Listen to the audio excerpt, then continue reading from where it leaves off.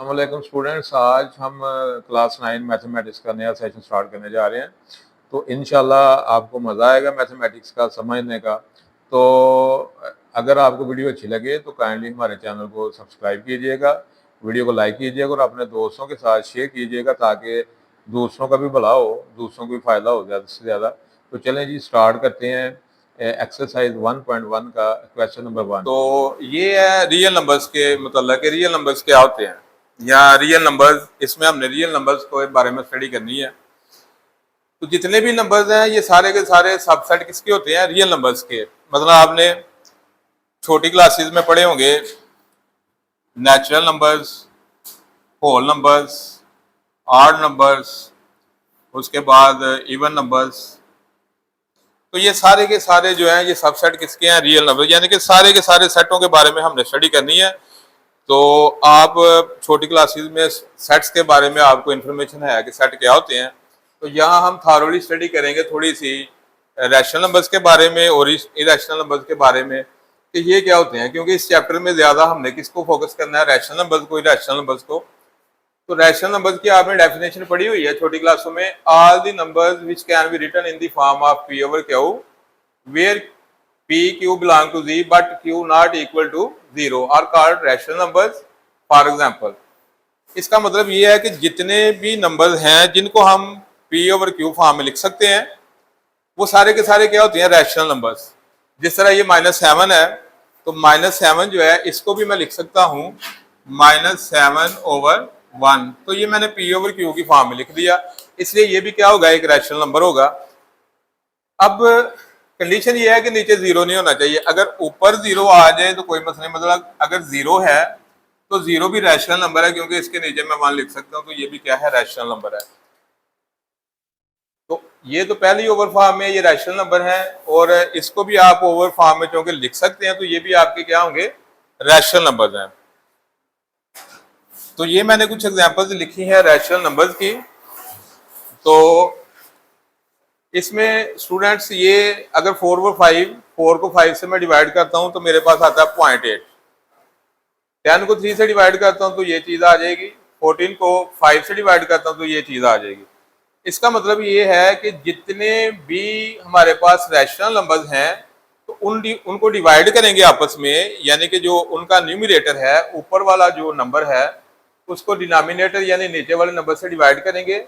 तो या तो वो इस फॉर्म में आ जाएगा या इस फॉर्म में आ जाएगा, दो कैटेगरी बन जाएगी। तो अगर इस फॉर्म में आ जाता है तो इसको हम कहते हैं टर्मिनेटिंग, यानी कि हमारा रैशनल नंबर जो है उसकी दो कैटेगरी बनेगी। एक टर्मिनेटिंग, टर्मिनेटिंग का मतलब है डेसिमल के बाद जो खत्म हो जाए, जो पूरा पूरा जिसका आंसर आ जाए। तो 4 को अगर आप कैलकुलेटर से डिवाइड करेंगे तो आपको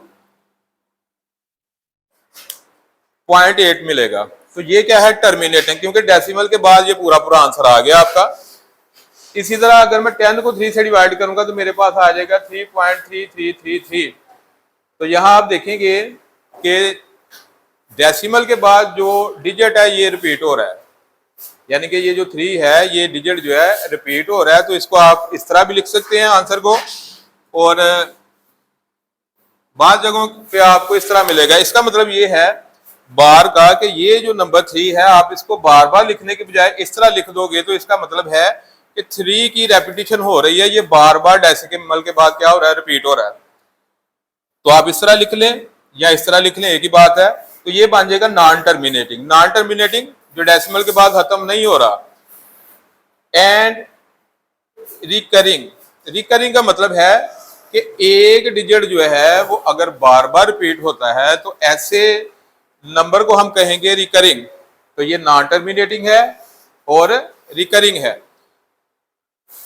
तो पहली जो आपकी एक्सरसाइज है 1.1 उसका पहला क्वेश्चन आपने खुद करना है, मैं आपसे करवाऊंगा। तो आपने बस ये चीज समझनी है कि सिर्फ ये दो कंडीशंस हैं। अगर तो इस फॉर्म में है आपका क्वेश्चन तो वो रैशनल नंबर है, इस फॉर्म में है तो वो रैशनल है।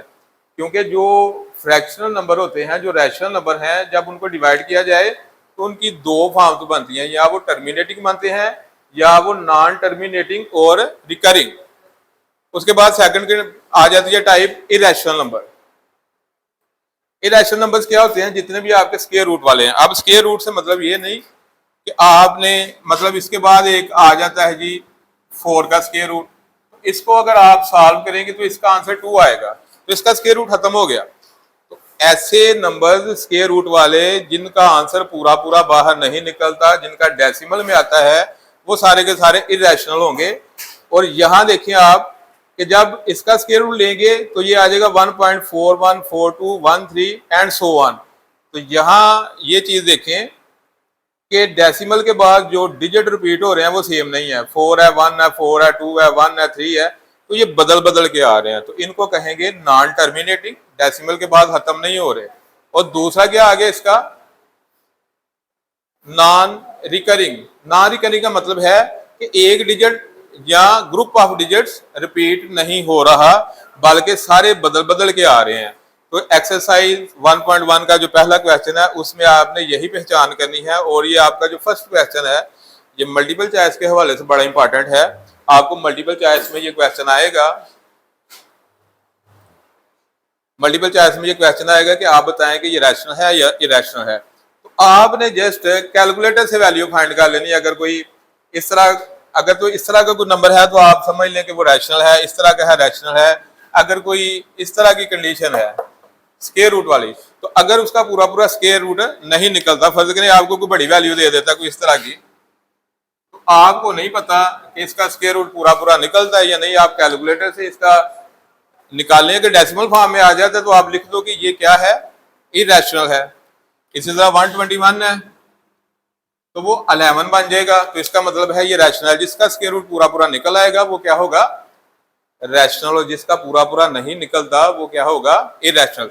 तो सभी स्क्वायर रूट वाले नंबर जो हैं वो इरेशनल नहीं होते, सिर्फ वो जिनका स्क्वायर रूट पूरा पूरा नहीं निकलता वो क्या होंगे, इरेशनल। तो आपने पहचान ये करनी है कि सिर्फ वो स्क्वायर रूट वाले नंबर जिनका आंसर पूरा पूरा नहीं निकलता, या कोई ऐसा नंबर जिसमें जो नॉन टर्मिनेटिंग भी हो, नॉन रिकरिंग भी हो, जिसमें डेसिमल के बाद डिजिट्स जो हैं वो रिपीट ना हो या ग्रुप ऑफ डिजिट्स से रिपीट ना हो, वो क्या होता है, इरेशनल।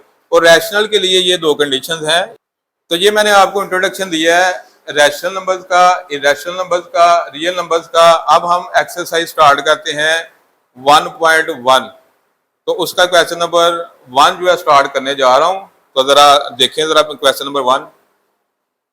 अच्छा जी, हमने इंट्रोडक्शन कर लिया रैशनल नंबर का, इरेशनल नंबर्स का, आपको पता चल गया। तो ये एक्सरसाइज 1.1 का पहला क्वेश्चन है।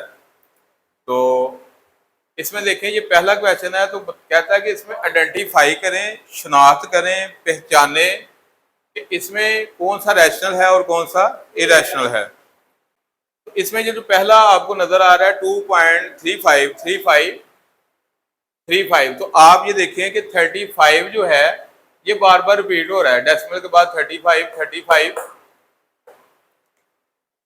तो ये जो पहला नंबर है डेसिमल के बाद ये पूरा पूरा आंसर है, ठीक है। ये आगे मजीद नहीं चल रहा, ठीक है।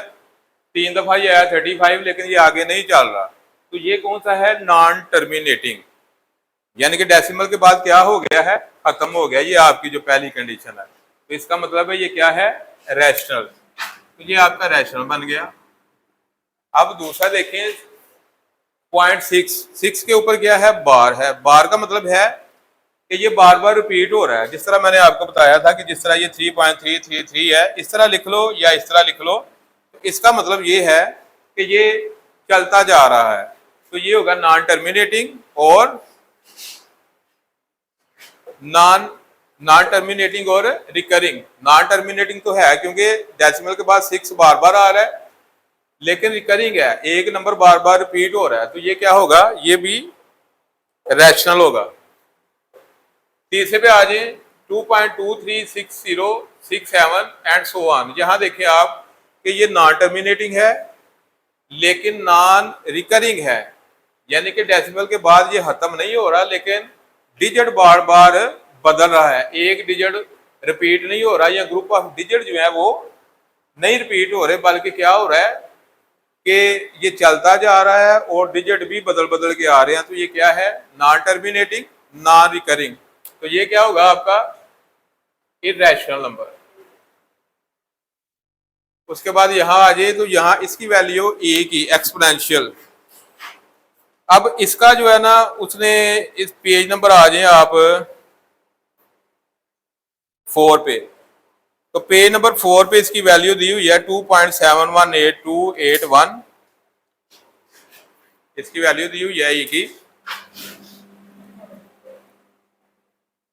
2.718182।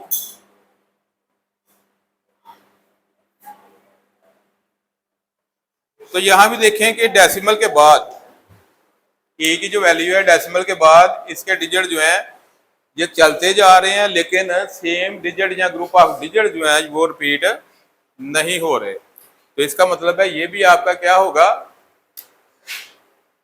इरेशनल। अब इसकी बात करते हैं पाई की। तो पाई की वैल्यू भी पेज नंबर 4 पे दी हुई है 3.1415926535 एंड सो ऑन।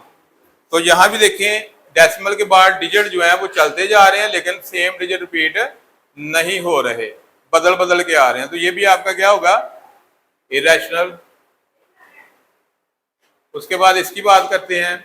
अब आपको मैंने बताया था कि सारे के सारे जो स्क्वायर रूट वाले नंबर होते हैं वो इरेशनल नहीं होते, सिर्फ वो होते हैं जिनका स्क्वायर रूट पूरा पूरा बाहर ना आए। तो ये 11 है, तो इसका मतलब है ये इरेशनल है। इरेशनल में अगर इसको ऐड करेंगे तो इसका आंसर भी क्या आएगा, इरेशनल आएगा। क्योंकि फर्ज करें इसका आंसर आ जाता है 3 पॉइंट समथिंग, ये फर्ज करें आ जाता है, इसमें 5 आप ऐड करते हो तो 8.5767 इस तरह का कुछ आ जाएगा। तो ये भी क्या होगा, इरेशनल। तो ये आपने ध्यान में रखना है, अगर कोई इरेशनल है नंबर और उसमें आप कोई रैशनल नंबर ऐड कर देते हो तो उसका आंसर भी क्या होगा, इरेशनल। उसके बाद इसकी बात करते हैं, ये भी इरेशनल है, ये भी इरेशनल है। तो दो इरेशनल नंबर जब ऐड होंगे तो उनका आंसर भी इरेशनल ही आएगा। ये आपने ध्यान में रखनी है बातें कि इरेशनल नंबर, एक इरेशनल नंबर हो उसमें कोई रैशनल ऐड करो तो उसका आंसर हमेशा क्या आएगा, इरेशनल। और अगर दो इरेशनल नंबर्स हैं वो आपस में ऐड हो गए तब भी क्या आएगा, इरेशनल ही आएगा। तो ये तो आपको नजर आ रहा है कि ये रैशनल है, क्योंकि इसकी आगे दो टाइप्स है डिवाइड करके, डेसिमल में और यानी कि टर्मिनेटिंग और नॉन टर्मिनेटिंग और रिकरिंग, इसी से आगे टाइप्स बनती हैं। तो ये क्या है, रैशनल है। उसके बाद इसकी बात करते हैं, तो इसको हमें सॉल्व करना पड़ेगा।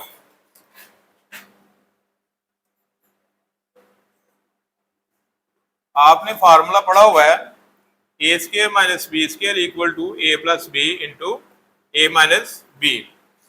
तो ये a माइनस बी, इसको a प्लस बी समझ लें, ये a है, ये आपका b है। तो a minus B, a plus B, तो ये a स्क्वायर हो गया, ये b स्क्वायर हो गया, तो ये 4 आ गया, ये कैंसिल हो गया, 2 आ गया, तो ये आंसर आ गया आपका 2। तो चूंकि इसको सॉल्व करने से क्या बना है, 2, तो 2 क्या है, एक रैशनल नंबर है। तो दो, ये क्या था, बजाते खुद इरेशनल था, ये इरेशनल था, जब मल्टीप्लाई हुए तो क्या बन गया, रैशनल। इसकी वजह से ये रैशनल था, ये भी इरेशनल था, लेकिन जब ये दोनों मल्टीप्लाई हुए दो इरेशनल नंबर, तो ये जरूरी नहीं कि दो इरेशनल नंबर मल्टीप्लाई हों, तो ऑलवेज एक रैशनल नंबर ही आता है। तो इस तरह की अगर कोई कंडीशन आ जाए तो उसको सॉल्व करो, मल्टीप्लाई करो, अगर रैशनल नंबर बनता है तो लिख दो रैशनल है, अगर इरेशनल बनता है तो आप लिख दो इरेशनल है। तो ये था आपका क्वेश्चन नंबर 1। अगर इसमें कोई आपको कंफ्यूजन है तो आप कमेंट्स में पूछ सकते हैं। और अच्छा जी बच्चों, क्वेश्चन नंबर 1 हम निकाल लिए। तो क्वेश्चन नंबर 2 जो है, ये देखो ज़रा, लिखा हुआ है represent the following numbers on number line. तो ये कुछ हमारे पास रैशनल नंबर्स हैं और कुछ जो हैं वो हमारे पास इरेशनल नंबर है। तो रैशनल नंबर्स तो आपने छोटी क्लासों में भी नंबर लाइन पे रिप्रेजेंट किए हुए हैं, तो वो तो सिंपल से हैं। इरेशनल क्योंकि फर्स्ट टाइम आप कर रहे हैं तो इनका मेथड थोड़ा डिफरेंट होता है, ये समझ लें। तो पहले ये स्क्वायर रूट 2 है, फिर स्क्वायर रूट 3 है। तो ये मैं आपके सामने करता हूँ। तो आपने ये नंबर लाइन हमने ड्रा की है। तो ये जो पॉइंट्स हैं, ये आपको पता है कि इनका जो डिस्टेंस है ये एक जैसा होना चाहिए।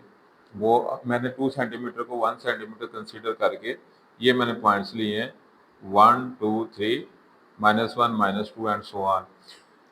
2 सेंटीमीटर को मैंने 1 सेंटीमीटर कंसीडर किया ताकि आपको ज़रा क्लियर नज़र आए, थोड़ा डिस्टेंस मैंने बढ़ाया है।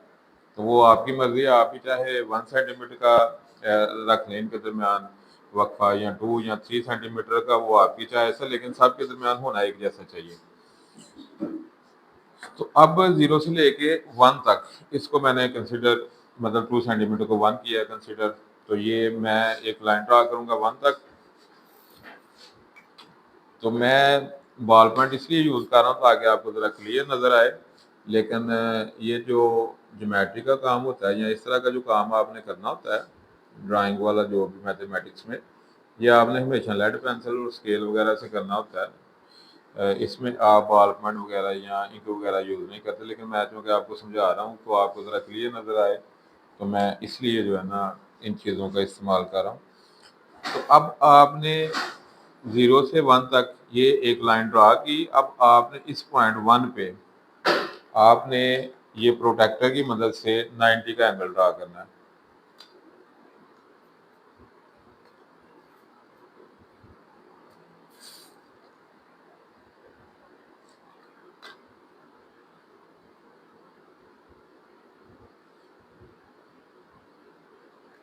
तो ये मेरे पास आ गया जी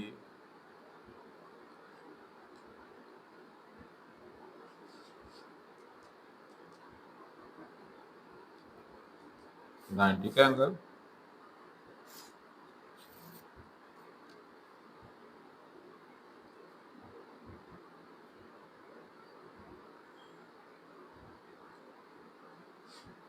इसको मैंने इसके साथ मिला लिया।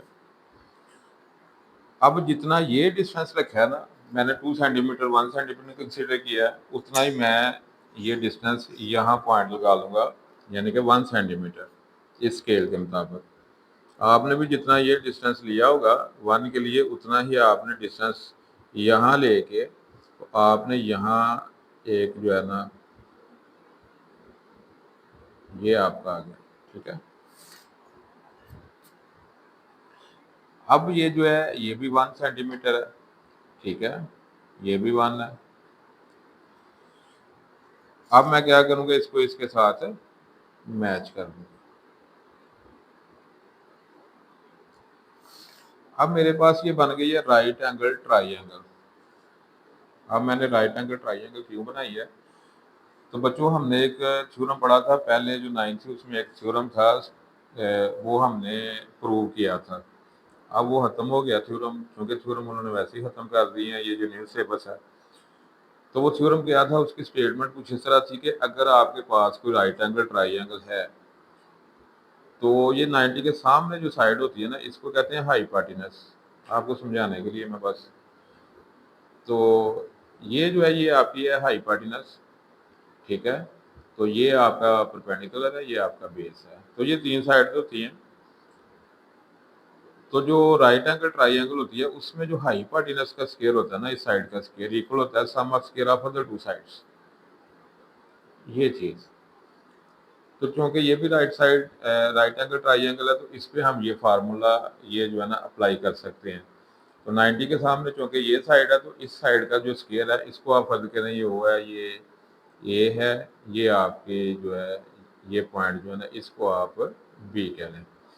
तो ओ ए बी ये आपकी क्या है, राइट एंगल ट्राइंगल। अब इसमें ये जो साइड है एच, इसका स्क्वायर इक्वल होगा ओ बी का स्क्वायर, ओ बी का और बी ए का स्क्वायर। तो sum of the two side square equal to this side square. तो ये ओ बी जो है ये भी 1 का स्क्वायर, ये भी 1 का स्क्वायर, तो ये भी 1, ये भी 1, तो ये आ गया 2। हमें चाहिए एच की वैल्यू इस साइड की, तो ये है स्क्वायर रूट ले लेंगे दोनों साइड का, तो ये आपका क्या आ गया 2 का स्क्वायर रूट। अब आपने क्या करना है, आपने कंपास ओपन करनी है इस लेंथ की, क्योंकि इसी को हमने नंबर लाइन पर ड्रा करना था ना, तो वो हमने ये साइड जो है ना ड्रा कर लिया 2 के स्क्वायर रूट के इक्वल।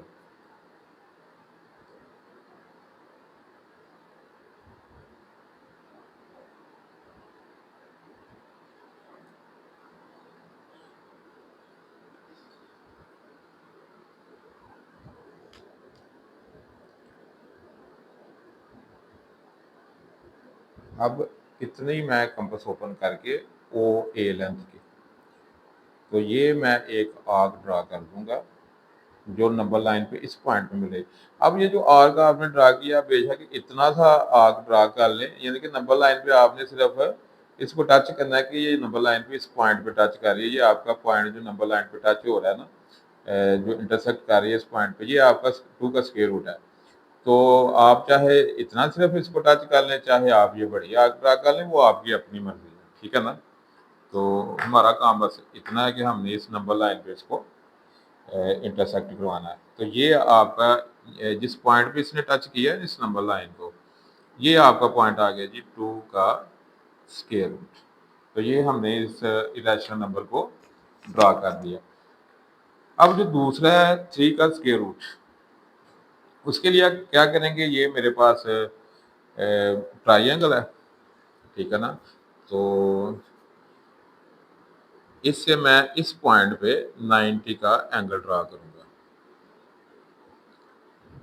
अक्सर बच्चे पूछते हैं कि ये जो ट्राइंगल है, ये जो सेट स्क्वायर होते हैं ज्योमेट्री बॉक्स में, इनका क्या काम है। तो ये देखें, आपको इसके काम का भी पता चल गया, ठीक है। तो आप बेशक प्रोटेक्टर से 90 का एंगल ड्रा कर लें, चाहे आप इससे ड्रा कर लें, वो आपकी मर्जी है। तो ये मैंने सेट स्क्वायर से ये ट्राइंगल जो है, इससे मैंने ये एंगल ड्रा कर दिया।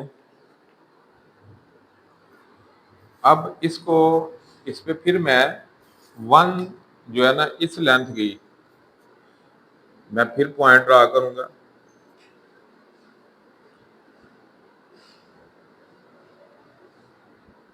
तो ये यहाँ, ठीक है। अब इस पॉइंट को फिर मैं इस पॉइंट से मैच कर लूंगा ओ के साथ। अब मेरे पास दोबारा एक राइट एंगल ट्राइंगल बन गया, जिसमें ये 90 का भी हमने एंगल ड्रा किया है। ओ ए, इसको आप डी कह लें, तो ओ ए डी, दोबारा मैंने एक right angle try angle draw कर लिया। अब इसमें ये जो लेंथ है ये भी आपने फाइंड की है, यानी कि ये अभी आपने ड्रा किया है, तो ये आपकी स्क्वायर रूट 2 है। ये आपके अभी आपने 1 लिया है इसकी लेंथ। तो मैंने क्यों 1 ड्रा किया, क्योंकि इसका स्क्वायर 2 आ जाएगा, स्क्वायर रूट खत्म हो जाएगा, ये 1 आ जाएगा। इस तरह ये देखें, ये ओ डी है, ठीक है।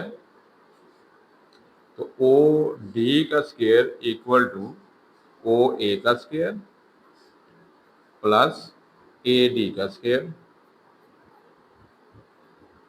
तो ओ ए आपके पास 2 का स्क्वायर रूट है, ए डी आपके पास 1 है। तो ये स्क्वायर रूट इससे कैंसिल हो गया, 2 रह गया, ये 1 आ गया, ये 3 आ गया। हमें चाहिए ओ डी की मेजरमेंट, तो स्क्वायर रूट लेंगे दोनों साइड्स का, तो ये ओ डी रह गया, तो ये आ गया 3 का स्क्वायर रूट। तो अब ये जो साइड है मेरे पास 3 का स्क्वायर रूट है। अब आपने फिर वही काम करना है, आपने कंपास ओपन करनी है ओ डी तक, और आपने एक आर्क ड्रा कर देना नंबर लाइन पर, जो हमारी रिक्वायर जो है ना इरेशनल नंबर, उसको हम रिप्रेजेंट कर देंगे।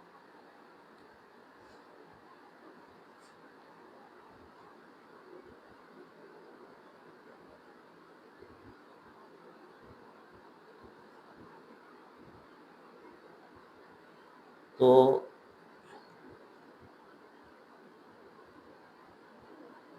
ये मेरे पास जो है ये पॉइंट आ गया 3 का स्क्वायर रूट। अब इसमें एक और ज़रूरी बात, अगर आपको पेपर में आ जाता है 2 का स्क्वायर रूट जो है ये इरेशनल नंबर है, इसको आप नंबर लाइन पे ड्रा करें, तो आपने क्या करना है, जस्ट इतनी डायग्राम बनानी है। ये वाले जो पहले आपने राइट एंगल ट्राइंगल बना के एक आर्क ड्रा किया ना, सिर्फ आपने उतना काम करना है। अगर आपको पेपर में ये पार्ट नंबर 2 आ जाता है कि 3 का जो स्क्वायर रूट है इसको ड्रा करो नंबर लाइन पे, तो फिर आपने ये सारा काम करना है, यानी कि ये भी करना है और ये भी करना है, ठीक है ना। तो फिर आपने ये इतना सारा काम करना है, जितना भी हमने किया ना ये सारा काम करेंगे। यानी कि अगर ये पार्ट आ जाता है 2 वाला, तो फिर हम ये सारा काम करेंगे। लेकिन अगर सिर्फ ये पहले वाला पार्ट आता है, तो फिर आप हम एक राइट एंगल ट्राइंगल ड्रा करके, तो ये आर्क जो पहले ड्रा किया तो हम बता देंगे ये 2 का स्क्वायर रूट है, तो ये हमने ड्रा कर लिया। तो ये सिंपल से थे, कोई इतना इसमें नहीं है खास। तो ये ज़रा देख लें ध्यान से। अब नेक्स्ट जो क्वेश्चन है 3 वाला, 4 वाला, 5 और 6 वाला, तो ये तो सिंपल से रैशनल नंबर्स हैं, ठीक है ना। ये आपने पहले भी ड्रा किए हुए हैं, तो ये ज़रा देखें, तो थोड़ी सी आपने तवज्जो देनी है, 1-2 मिनट, ठीक है ना, ये बिल्कुल क्लियर हो जाएंगे आपके। ये क्वेश्चन है जी 4/1/3 वाला। तो पहले फ्रैक्शन फॉर्म से जो पहले वाला होता है नंबर, ये वाला, पहले हमने इसकी बात करनी है, फ्रैक्शन फॉर्म की तरफ हमने बाद में आना है। पहले ये नंबर हमने देखना है, अगर साइन साथ कोई नहीं तो इसका मतलब है अंडरस्टूड सी बात है कि ये पॉजिटिव नंबर है। तो ये जो 4 है, असल में ये क्या है, +4 है। तो पहले हम इस +4 की बात करेंगे, तो ये नंबर लाइन पे हमने 1 2 3 4, तो बात वही कि जितना डिस्टेंस हमने एक पॉइंट के दरमियान लेना दूसरे के भी, तो डिस्टेंस आपका सेम होना चाहिए, वो आपकी मर्जी है, आप स्केल से जितना मर्जी जो डिस्टेंस है वो फिक्स कर लें, लेकिन होना सभी नंबर्स के दरमियान सेम होना चाहिए, ये बात। उसके बाद अब आते हैं जी इस 4 की बात करते हैं। तो 1 2 3 4, तो ये 4 तक हमने काउंट कर लिए नंबर, +4 तक राइट साइड की तरफ। उसके बाद है जी फ्रैक्शन 1/3। अब इस फ्रैक्शन की बात करेंगे 4 के बाद, पहले हमने 4 तक काउंट कर लिए नंबर। उसके बाद है फ्रैक्शन 1/3 4 के बाद। तो 1/3 का मतलब है कि 4 के बाद वाला जो ये नंबर है ना, इसके हमने टोटल 3 पार्ट में इसको डिवाइड करना है। अब ये जो 3 पार्ट में हमने इसको डिवाइड करना है, ये 3 पार्ट भी इक्वली डिस्ट्रीब्यूटेड होने चाहिए। ये नहीं कि एक 1 यहाँ लगा लें, फिर दूसरा पार्ट यहाँ, फिर तीसरा यहाँ आ गया, ऐसे नहीं। इनके दरमियान भी डिस्टेंस 3 पार्ट्स के दरमियान बिल्कुल सेम होना चाहिए। तो मैं अंदाजे से लगाता हूँ जी, ये आ गया जी 1, ये आ गया जी 2, तो ये आ गया 3। अब ये ऊपर वाला होता है ना, जो नीचे वाला टोटल को ज़ाहिर करता है, ऊपर वाले को आपने यहाँ से ऊपर की तरफ ही खींच लेना। ये 1, ये 2, ये 3 है, तो ये 1 वाला जो है ना, इसको आप ऊपर की तरफ खींच लेंगे, तो आप बता देंगे कि ये जी मैंने ड्रा कर दिया 4/1/3। तो ये कुछ इस तरह का था। अब ये दूसरा देखिए जी, -2/1/7। फ्रैक्शन से पहले है जी -2, तो फ्रैक्शन से पहले की बात करेंगे आप, 0 से लेके -1 -2, ये -2 आ गया। -2 के बाद आप करेंगे बात फ्रैक्शन की, तो फ्रैक्शन में क्या है जी 1/7। इसका मतलब है -2 के बाद वाला ये जो नंबर है, ये जो डिस्टेंस है, इसके हमने टोटल 7 पार्ट्स में इसको कन्वर्ट करना है। तो पहला जो है उसको ऊपर उठा देंगे, तो इक्वल 7 पार्ट्स में करेंगे, 1 2 3 4 5 6, और ये 7 आ गया। अब इसमें ये जो 1 वाला है, इसको हम ऊपर खींच देंगे, तो ये आप लिख दोगे जी -1/7। इस तरह आपने ड्रा कर देना। उसके बाद 5 वाला पार्ट देखिए जी, 5/8। अब इसमें देखिए जी, सीधा सीधा फ्रैक्शन फॉर्म है, इसके साथ कुछ भी नहीं, ना 4 है, ना -2 है, ना 5 है, ना 8 है, ना 7 है, कुछ भी नहीं। तो जस्ट फ्रैक्शन फॉर्म है, लेकिन कौन सी फ्रैक्शन फॉर्म है, पॉजिटिव, यानी कि जिसके साथ साइन नहीं वो पॉजिटिव है। तो ये 5/8 है। तो जब इस तरह की बात हो ना, तो इसका मतलब है 0 से लेके 1 तक आपने टोटल पार्ट कर देने, नीचे जो भी होगा। और अगर -5/8 होता, तो 0 से लेके -1 तक जो था ना डिस्टेंस, इसके हमने टोटल 8 पार्ट कर देने थे, क्योंकि इसके साथ कोई भी नंबर नहीं है, खाली फ्रैक्शन है। तो पॉजिटिव है तो 0 से लेके 1 तक, माइनस होती है तो 0 से लेके -1 तक, नीचे जो भी नंबर है ना, उतने हमने टोटल पार्ट्स करने हैं। तो ये पॉजिटिव है तो 0 से लेके +1 तक। तो ये आपका आ गया 1 2 3 4 5 6 7, तो ये 8। अब ऊपर कौन सा उठाना, 5 वाला, तो 1 2 3 4 5, तो ये आपने ड्रा कर दिया जी 5/8। उसके बाद ये लास्ट है हमारा, इस क्वेश्चन का लास्ट पार्ट है जी, 2 3/4। 2 3/4 है। तो अब यहाँ देखें, ये फ्रैक्शन फॉर्म है, इससे पहले फिर 2 आ गया, तो हम पहले इस 2 की बात करेंगे। अगर खाली 3/4 होता, तो मैंने 0 से लेकर 1 तक इसके टोटल 4 पार्ट करने थे, 3 को ऊपर उठा देना था। -3/4 होता, तो 0 से लेकर -1 तक मैंने इसके टोटल 4 पार्ट्स कर देने थे, और 3 को ऊपर उठा देना। लेकिन हम पहले अब इसकी बात करेंगे, ये पॉजिटिव 2, तो 1 और 2। अब उसके बाद है 3/4। अब इस 2 के बाद ये जो डिस्टेंस है, इसके हमने टोटल 4 पार्ट्स करने इक्वल, 1 2 3 और ये 4। तो 1 2 और ये जो 3 है इसको आप ऊपर उठा देंगे तो ये आपका बन गया 2 3/4। तो प्यारे बच्चों, ये हमारा क्वेश्चन नंबर 2 था जो हमने कंप्लीट कर लिया। तो किसी भी पार्ट की या किसी पॉइंट की अगर आपको समझ नहीं आती, कोई कंफ्यूजन है आपको, तो आप उसका स्क्रीनशॉट लें। तो नंबर हमने डिस्क्रिप्शन में दिया हुआ है, ठीक है ना। तो आप स्क्रीनशॉट लें और साथ एक टेक्स्ट जो है ना वो सेंड करें। इंशाल्लाह जो भी प्रॉब्लम होगी तो वो आपको पहली फुर्सत में बता देंगे जो भी है। तो ये आपका क्वेश्चन नंबर 2 था। वीडियो अगर आपको अच्छी लगे तो वीडियो को लाइक करें, अपने दोस्तों के साथ शेयर करें और हमारे चैनल को सब्सक्राइब करें। तो मिलते हैं जी नेक्स्ट वीडियो में। अल्लाह हाफिज़।